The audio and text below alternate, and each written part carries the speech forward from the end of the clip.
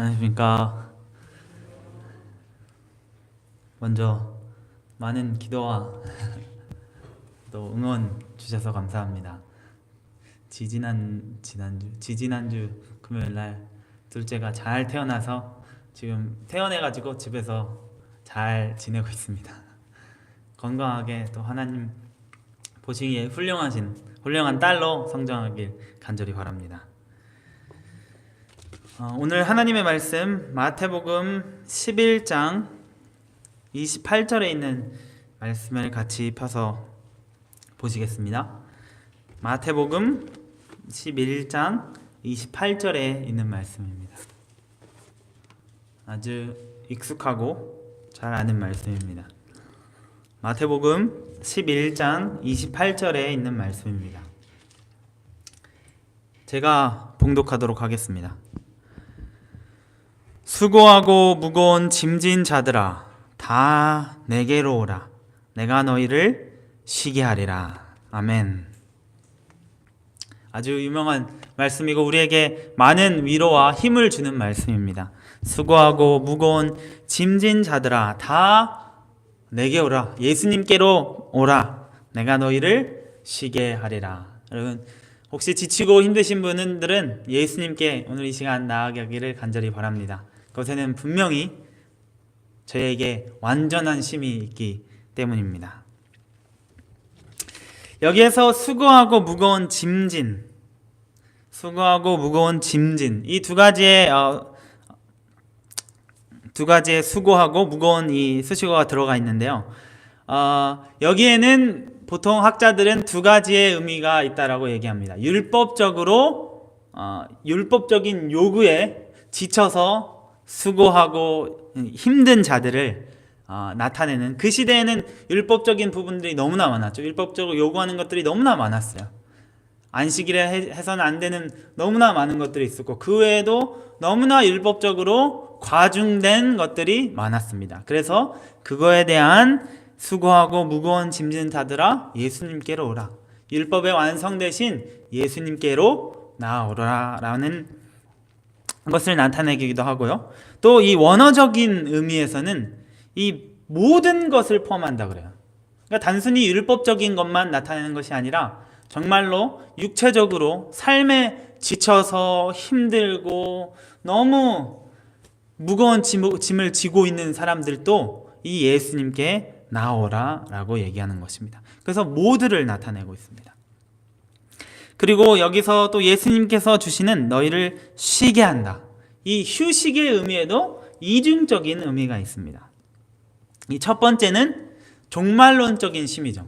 이 하나님의 나라에 대해서도 이 사복음서에는 이중적인 의미가 있습니다. 앞으로 예수님께서 재림하셔서 형성될 하나님의 나라, 그리고 예수님께서 초림하셔서 임했을 때 예수님께서 누가복음 17장에 이렇게 말씀하셨죠. 하나님의 나라는 어디에 있다? 너희 안에 있다라고 말씀하셨어요. 그래서 이 현 시대에도 일어날 수 있는 하나님의 나라가 있었습니다. 그와 같이 여기서 쉼에도 두 가지의 이중적 의미가 있습니다. 이 첫 번째는 바로 예수님께서 재림하셨을 때 우리가 하나님의 나라에 들어가서 갖게 될 이 영원한 쉼, 그리고 다른 의미는 바로 이 현 시대에서 우리가 예수님께로 나아가서 얻을 수 있는 그 휴식과 쉼을 얘기합니다. 그래서 이 한 학자는 이 예수님께서 마태복음 11장 28절에 얘기하는 쉼을 이 히브리서 3장과 4장에 나오는 이 쉼과 연결시켜서 이야기를 합니다. 히브리서 3장 4장에는 이 쉬게 한다라는 안식의 쉼이 기록되어 있습니다. 그래서 거기에 대해서 이 쉼을 연결시켜서 이야기하고 있습니다. 다시 이 수고하고 무거운 짐진 자들 이 이야기로 들어가서 이 예수님께서는 모두를 초청하여 부른다라고 얘기를 했습니다. 이 수고하고 짐진 이 원어적 의미에서는 이 모두를 지칭하여 이야기한다라고 제가 말씀을 나누었는데요. 여기에처럼 이 모두를 포함합니다. 예수님께서는 신분, 성별, 그리고 뭐 아무것도 나이, 성별 구분 없이 모두를 똑같이 부르고 계십니다. 지금 이 코로나 시대 때문에 이 모두가 정말 힘들고 지쳐 있지만, 최근에 제 눈에 많이 들어오는 것은, 제가 그 연령대이기도 하지만 이 2015년대에 나온 신조어로는 N4 세대가 있습니다. N4 세대라는 그룹이 있어요. 이 신조어라는데 이 몇 가지의 포기를 한 세대라는 거죠. 뭐 들어보셨을 거예요. 저희도 이 목사님께서, 담임 목사님께서 나눈 것을 제가 기억하고 있는데요. 처음에는 이 3포 세대, 즉 20대와 30대, 지금 성장하고 있는 이 세대를 얘기하고 있습니다. 처음에는 3포, 연애, 결혼, 출산을 포기한 세대다. 이 환경적으로 시대의 흐름 속에서 이 지금 성장해 나가고 있는 세대들은 이거를 포기할 수밖에 없는 환경에 놓여졌다는 거죠. 그래서 원하지 않지만 연애를 포기해야 되고, 결혼을 하고 싶지만 포기해야 되고, 출산을 하고 싶으면 포기해야 돼요. 근데 더 나아가서 5포 세대 하면서 내 집 마련한 것을 포기해야 되고, 인간관계를 포기해야 되고, 그리고 최근 들어서는 이 7포 세대라고 합니다. 꿈과 희망마저 포기하는 세대라고 해요. 여러분, 여기 누가복음 11장 28절에 나오는 수고하고 무거운 짐진 자들아 다 내게로 오라 라는 예수님의 부르심은 이 신조어로 M4 세대를 포함하고 있을까요? 네, 분명히 포함하고 있습니다. 예수님께서는 이 M4 세대를 부르고 있습니다. 제가 좀 더 나열하자면, 이 코로나가 나온 이후에 사망자가, 제가 수치를 확인해 보진 않았지만 제가 이 검색해 보다가 깜짝 놀랐어요. 이 코로나가 위기가 아니더라고요. 이 한국에 작년에 코로나로 죽은 사람보다 자살로 죽은 사람이 훨씬 많았습니다. 근데 그 비중에 30%나 40%나 20대가 포함되어 있어요. 20대, 30대를 포함하면 더 많은 분포가 되어 있는 거죠. 이 20대가 자살을 하는 거예요. 꽃과 같은 나이에 이제 성장해야 될, 정말 꿈을 펴고 나아갈 나이에 이 자살하는 거예요. 그런데 이 자살률이 점점 성장하고 있다는 거예요. 작년에는 더 많은 자살률을 나타냈다고 합니다. 참 슬픈 사실이죠. 항상 비교돼야 되고, 극심한 경쟁 속에서 살아남아야 되고, 전에 있던 연민과 배려는 다 사라져버려서 이 20대들이 고독사를 한대요. 너무 외롭고 우울증에 빠져서 홀로 이 원룸에 살면서 자살을 한다는 거예요. 자신을 돌봐주는 사람이 없어서, 우울증에 빠져서. 그런 사람들이 너무나 많다는 거예요. 우리 코로나를 걱정하고 있지만 사실 이 자살률이 훨씬 많다고요. 너무나 참 슬픈 현실인 것 같습니다. 이 한때 대한민국이 이랬나 싶기도 해요. 이 전 세계적으로 자살률이 한국이 1위입니다. 가장 전 세계에서 자살을 10만 명당 인원수로 따졌을 때 자살률이 가장 높다고 그래요.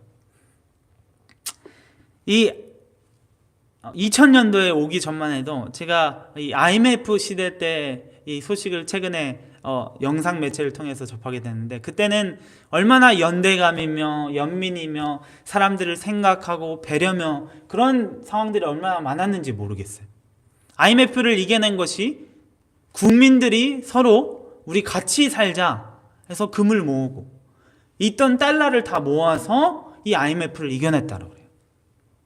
저도 옛날에 기억하는 것이, 정말 어디 가면 베풀고 뭐 쉽게 받을 수 있고, 그런 어디서든 그 위로의 말을 들을 수 있었던 그런 사회 속이었는데, 지금은 그런 것을 찾아보기가 참 어려운 세대에 살아가고 있는 것 같습니다. 그리고 또 20대와 30대의 자살을 이 부추기는 것이 이 또 최근에 이슈되고 있는 이 비트코인과 주식이라고 해요.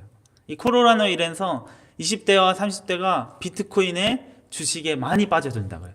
자신이 열심히 일해서 벌어봤자 요만큼밖에 못 버는데 다른 사람을 보니까 주식과 비트코인을 해서 한 번에 많은 돈을 버는 거예요. 그러니까 20대, 30대가 거기에 뛰어들게 되고 거기에는 리스크가 크기 때문에 그것을 탕진했을 때는 선택은 이 자살로 이어진다는 것입니다. 여러분 정말 이 마태복음 11장 28절에 나오는 수고하고 무거운 짐진 자들아 내게로 오라 라는 말씀은 이 한국 사회에서는 20대와 30대에게 정말로 필요한 말씀인 것 같습니다. 이 누군가가 그들을 찾고 부르고 있다라는 소식조차 알지 못하고 혼자 고독사, 외롭게 방 한 칸 속에서 스스로의 목숨을 끊고 있는 참 안타까운 현실에 있는 것 같습니다. 여러분 이 문제를 사실 교회에서는 우리 그리스도인들은 무겁게 바라보고 큰 관심을 가져야 되는 게 당연하다라고 생각합니다. 이 어떻게 보면 또 교회 안에 있는 청년들에게는 더 쉽지 않은 이 사회 현상에 직면해 있을지도 몰라요. 왜냐면 저희 교회는 어떻게 얘기합니까? 주식은 옳지 않고 비트코인도 옳지 않다라고 얘기합니다. 근데 이 청년들 입장에서는 참 다른 청년들은 열심히 하는데 교회에서는 하면 안 된다 라고 서는 테두리는 그어놓고 그 외에 따른 어떤 대책을 주지 않는 상황인 거죠. 여러분 그런 청년들에게 참 이 히브리서 3장 4장에 있는 말씀이 외쳐지기를 간절히 바랍니다.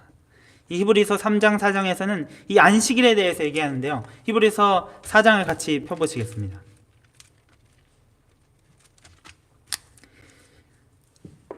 히브리서 4장에 이렇게 11절에 이렇게 기록합니다.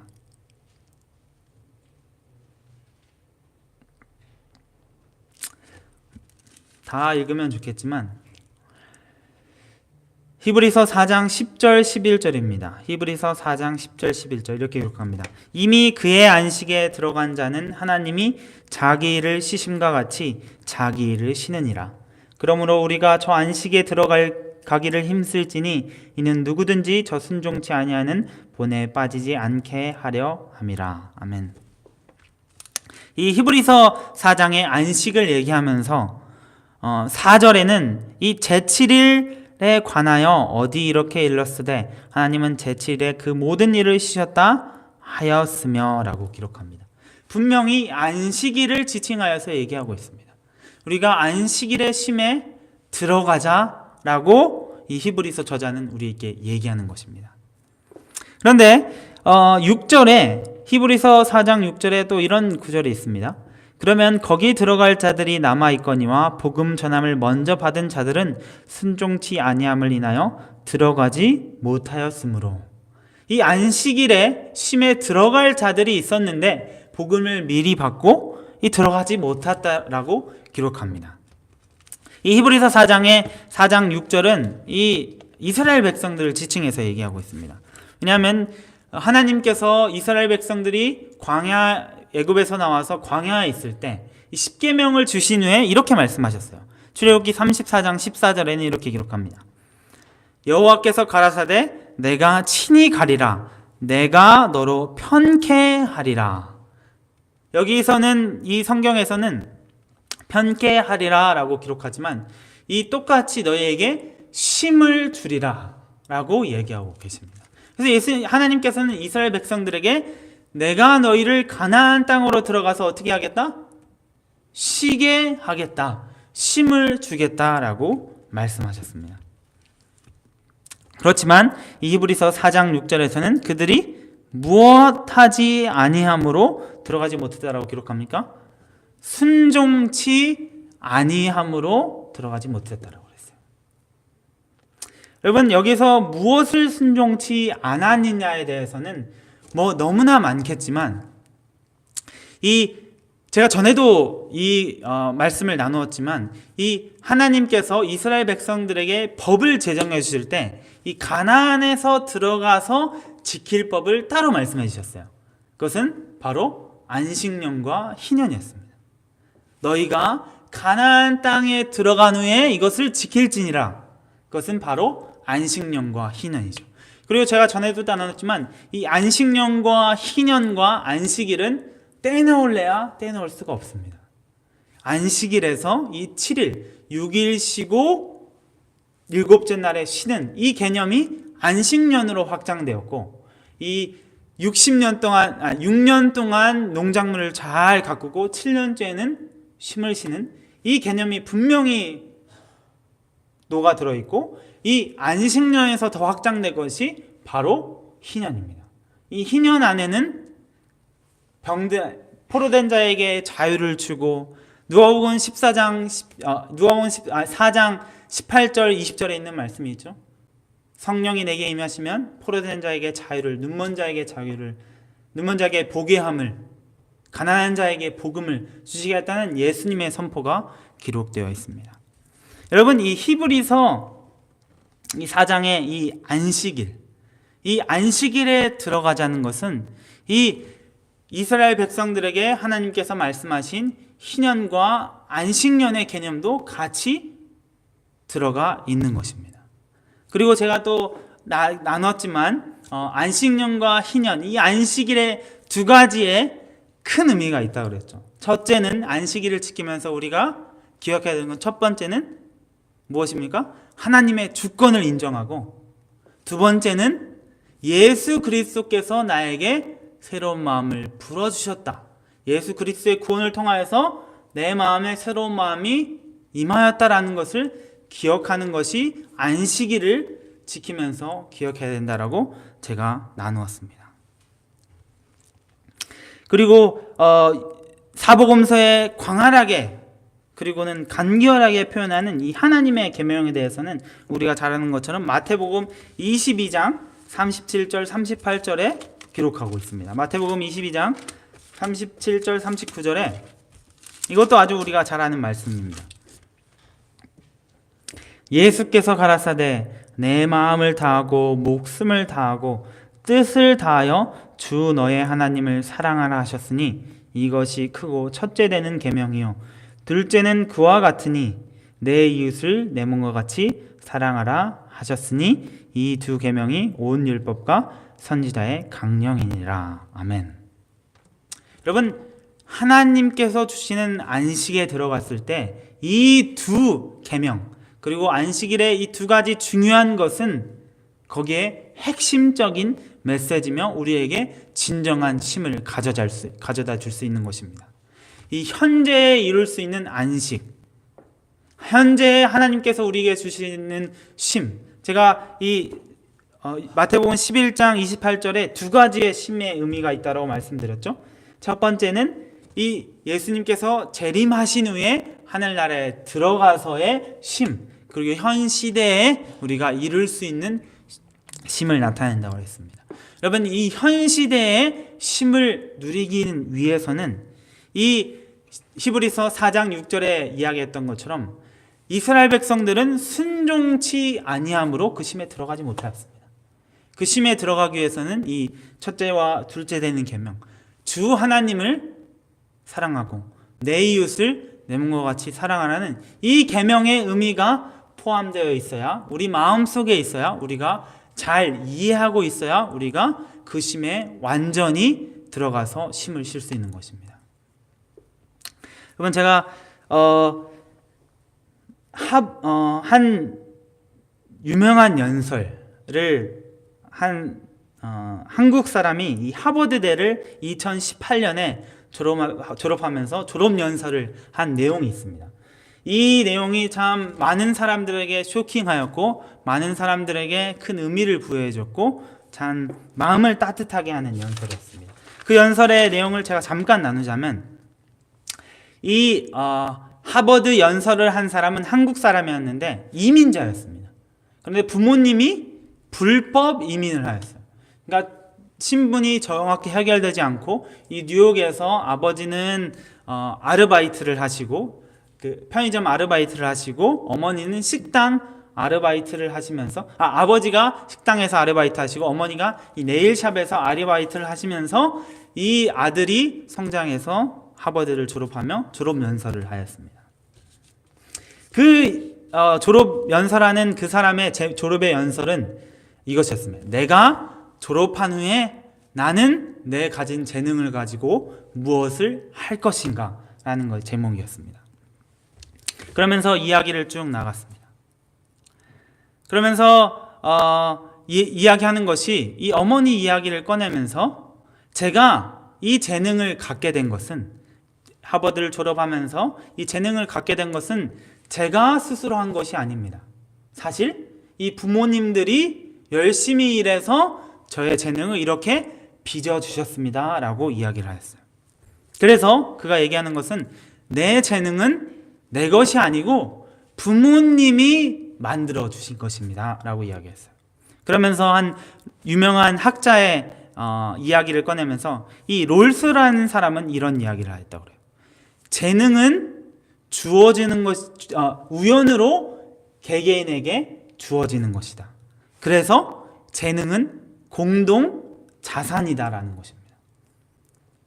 재능은 우연히 나에게 왔고 이것은 내 개인 재산이 아니라 공동 재산이다. 이것이 나에게도 올 수 있었고 이 다른 사람에게도 다 주어질 수 있었다. 그리고 개개인의 재능은 모두가 우연히 갖게 됐고 우연히 가질 수 있어서 이것은 공동의 재산이다라는 것입니다. 그래서 그 연설자가 얘기하는 것은 몇몇은 제 주장에 반대할지 모르겠습니다. 반대하면서 내 재능은 내가 피땀 흘려서 이룬 것이지 내가 피땀 흘려 노력하셔서 내가 열심히 해서 만들어낸 결과이지 이것은 다른 사람과 나눌 수 있는 공동 재산이 아닙니다 라고 할 수 있다라고 얘기했어요. 그러나 그 연설자는 얘기하기를 그러나 현실 속에서는 그렇게 주장하는 사람들이 있겠지만 현실 속에서는 우리의 모두의 재능은 사회적 협동으로 일어나서 만들어진 결과라는 거죠. 그러면서 얘기하는 것이 이 하버드 지금 4년 졸업하시는 분들은 이것에 반대하실 수 없을 것입니다.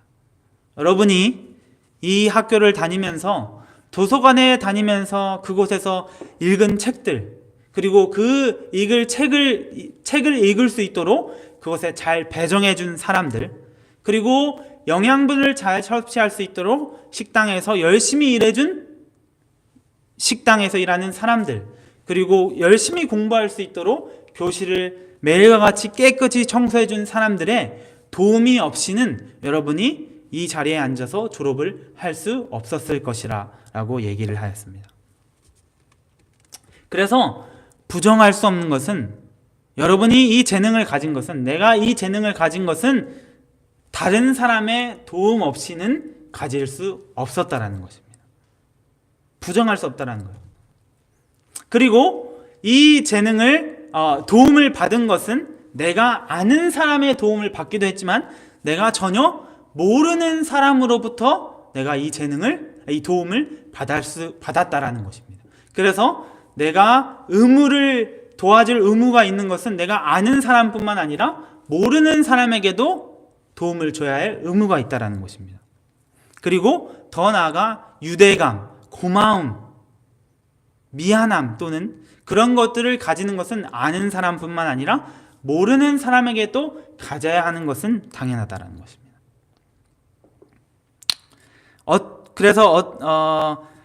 그래서 이 사람이 결론을 내린 것은 내가 이 재능을 가지고 무엇을 해야 될까라는 제목으로 시작하였지만 그의 결론은 내가 가진 이 재능을 가지고 다른 사람에게 무엇을 하여야 할까라는 의문점을 가지고 자신은 졸업하겠다라고 이야기하였습니다. 여러분, 인간은 홀로 절대 살아갈 수 없습니다. 제가 이 자리에 있을 수 있는 것도 저희 부모님의 도움도 있었지만 제가 아는 사람의 도움이 있었지만 제가 모르는 사람의 사소한 도움을 통하여서 제가 이 자리에 있었고 제가 생명을 보존할 수 있다는 것입니다. 여러분, 이 사실을 절대 놓쳐서는 안 됩니다. 그런데 한국 사회에는 이 사실이 많이 잊혀진 것 같습니다. 홀로 자유방임주의라고 내 것은 내가 할게, 네 거는 네가 해, 이것은 내가 만들어낸 결과야, 내가 노력해서 만들어내는 결과야, 네 거는 네가 만들어낸 결과로 너희들 알아서 살아. 그러면서 자기가 가진 재능만의, 훌륭한 재능을 가진 사람들만의 모임을 만들려고 하는 것이 이 한국의 참 안타까운 사회인 것 같습니다. 여러분, 이 사회에 우리가 전해줄 수 있는 분명한 기별은 바로 이 안식일 기별이에요. 안식일 기별에 들어있는 이 첫째 계명과 둘째 계명, 이 안식일뿐만이 아니죠. 바로 하나님을 사랑하고 내 이웃을 내 몸과 같이 사랑하라는 거예요. 내 이웃을 내 몸과 같이 사랑하는 마음이 깊숙이 박혀 있어서 우리로부터 시작되었을 때 이것이 다른 사람에게 전달되고 이것이 퍼져서 결국에는 하나님의 나라가 형성될 수 있는 것입니다. 여러분, 오늘 또 예수님께서는 수고하고 무거운 짐진 자들아 내게로 오라라고 말씀하십니다. 내가 너희에게 쉼을 주리라.